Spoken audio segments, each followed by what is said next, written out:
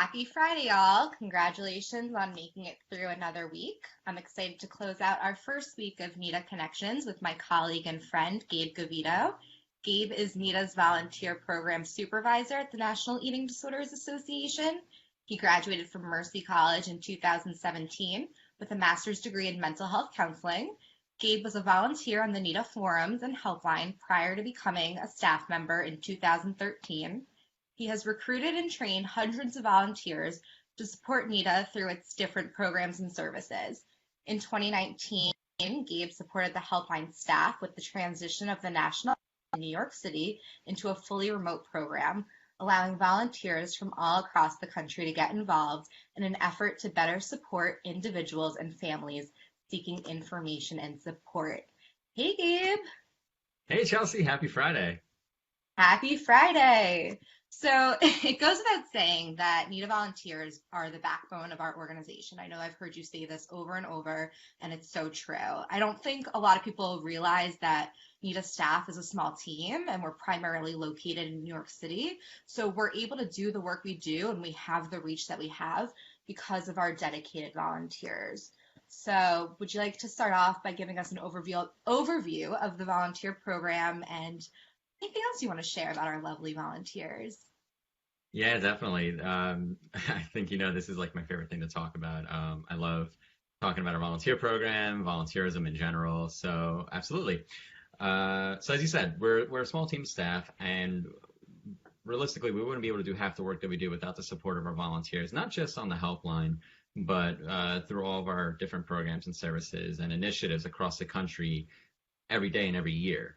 So we have volunteers who support us through our Walks program, which is a great way not only to help fundraise for the organization, but it's also an incredible way to build community, to invite people who thought that no one else could ever understand what I'm going through, whether you're an individual who struggled or is struggling, or a family member who is supporting a loved one.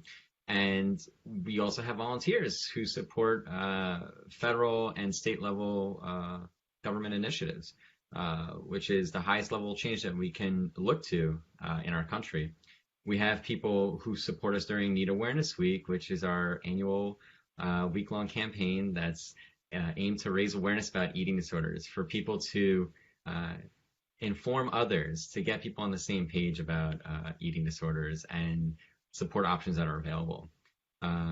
We have our regional conferences, which is, it's a really inspiring opportunity for people in local communities to learn more about what's going on in the field of eating disorders, treatment, research, and what NEDA is doing to support people that reach out to us. And of course, we have our helpline, right? Our helpline, I like to say, oftentimes is the front line of NEDA, because this is where we're going to connect with people, real people who are struggling with an eating disorder, or somebody who's supporting somebody with an eating disorder. And so with our helpline, I like to use the helpline as an umbrella term for some of the different ways people can connect with us. So we have our toll-free helpline, and we have our click-to-chat service, which is an instant messaging chat platform.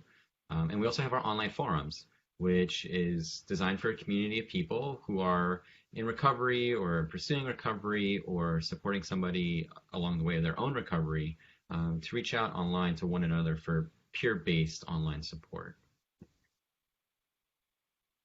Yeah. So thank you for mentioning some of the different helpline umbrella options for volunteering.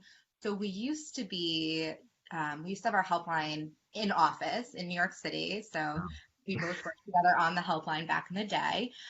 So we recently, thankfully, before the whole COVID-19 thing happened, we made that strategic shift to move from in-person to remote.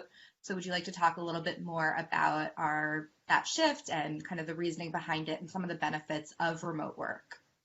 Yeah, definitely. So just like you said, it was perfect timing in the sense that we weren't necessarily planning on a pandemic to shift remotely, But there were a bunch of different reasons as to why we wanted to go remote. And in fact, the story starts all the way back in 2015. I'm not going to tell the whole story, but we knew back in 2015 that we wanted to shift the helpline into a fully remote position. And we started implementing that shift slowly, first with our remote chat program. Our remote chat program, we were in the process of developing an online training for volunteers to complete from home. And so we noticed that we were able to, I don't want to say master, but we were able to observe based on trial and error of how can we train people remotely. And so we made that first shift with our remote chat program. So the one thing that was holding us back with the phone helpline was the technology. And so we spent a lot of time studying different remote phone services and how can we provide the same quality of supervision and training that we were able to provide our in-house volunteers in New York City. And so I'm happy to see that, after all this time, we landed on it perfectly.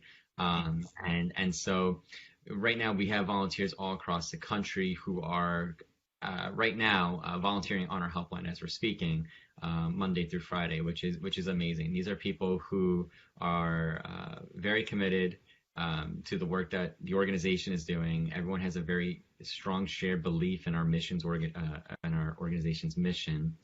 And so the fact that even in this current situation that we're in, the helpline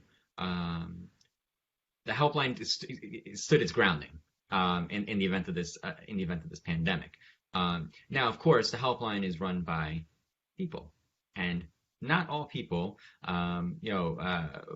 were affected the same way as the helpline, or not affected in the same way. So, of course, on our helpline, we work with probably close to, I want to say maybe 70 volunteers each week. And this is just a combination between our forums, our phone helpline, and our chat. And so we do have a team of helpline staff members who are providing live training and supervision to all of our helpline volunteers and supporting them, especially in this situation. We understand everyone has their own personal situations related to COVID-19, and so our team is working really closely with our volunteers to support them as best as we can right now. But one of the major reasons why we wanted to shift into a fully remote program was, over the years since I've been overseeing this program, I've noticed a shift in the way people volunteer, and so I'm kind of like a volunteer stat person that's really interested in like the numbers and like the shift and changes of things. And so we noticed that physically commuting to the New York City office was a huge challenge for people, especially because we had people from over 20 countries travel to the United States to come to the New York City office to be a part of this. And not even just people from outside the country, but from around the country.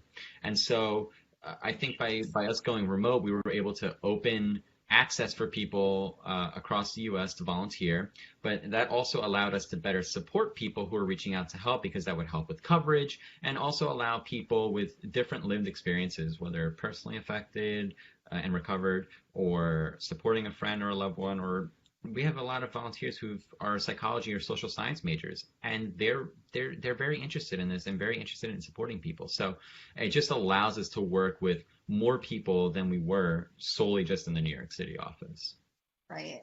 And you talked a little bit about the training and supervision, and that's a really detailed discussion that would happen at a later date. But how does someone actually go about applying to work or to volunteer on our helpline? And is that the same as volunteering with other programs and services within the organization? Yeah. So I know a lot of questions about that.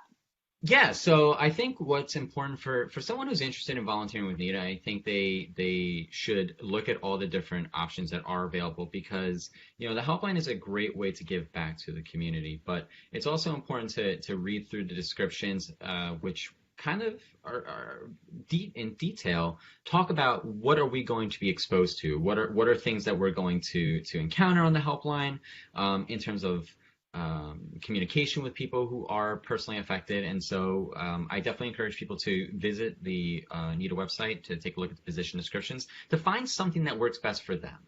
I think I always encourage applicants to find something that they feel comfortable in doing, and that they think that their skill set would be most useful. So to apply, we have a link, an online application on our website for people to fill in, to send in an application, and then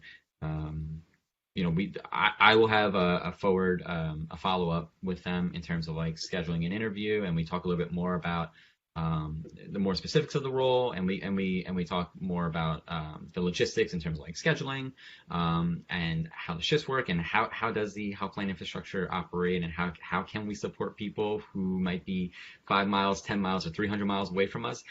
We cover all that in our conversation. But now, I do want to take a second also to mention that the helpline is just one of many ways people can get involved. We do have things that are happening year round. Now, some of those things right now might be a little bit modified just due to the current situation that we're in. But I definitely think it's important for people to know that one of the most important ways to help is through public policy. Right, we need to advocate at the state and federal level for change, and we can only do that when government officials can see real people coming to their doorstep and saying like, we need your help on this, we need your support. NEDA Awareness Week is definitely such an awesome way for people to raise awareness. Now, even though NEDA Awareness Week is only 1 week out of the year, that doesn't mean that you can't raise awareness all 51 other weeks of the year. It's definitely a cool way to get your friends, your family involved, people who owe you a favor. Have them help you out with raising awareness by starting an event at in your local community. And I'll also chime in and say we have Weight Stigma Awareness Week in September as well. So kind of both sides of the year, great ways to get involved, spread awareness, and we'll have more information on that in the coming months. Yeah, definitely. So there's just so many ways, and especially the fact that now we're all remote. I want to just encourage people to know that not only are there still ways for you to help remotely from home safely, but for people who are seeking support, the helpline is available. The helpline is still here. We're still here to support people that are reaching out to us, looking for more information about eating disorders, whether that's how to help a friend or a loved one, or for people who are seeking treatment options for themselves or resources. The helpline is still here. We have resources available to provide, and we understand that in light of what COVID-19 has done to physical locations, like we're staying up to date with a lot of information of how this is impacting treatment across the country. And so our volunteers are trained to have these conversations and to direct people to resources. So, that if anything, NEDA is really stepping up its resource game in terms of making sure that people can still get the support that they need.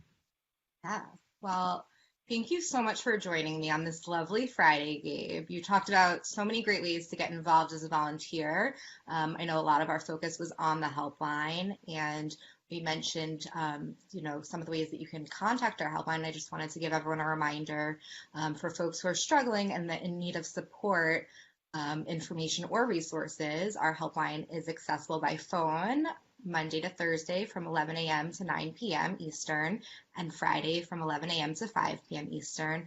And then our helpline chat hours are Monday to Thursday from 9 a.m. to 9 p.m. Eastern, and Friday 9 a.m. to 5 p.m. Eastern. And since we're about to go into the weekend, we want to remind everyone for 24/7 crisis support, you can text NEDA to 741-741, and you can visit our website, nationaleatingdisorders.org, for additional COVID-19 resources. So Gabe and I both, and the rest of the NEDA team, wish you all a safe, happy, and healthy weekend, and we will see you again on Monday. Bye.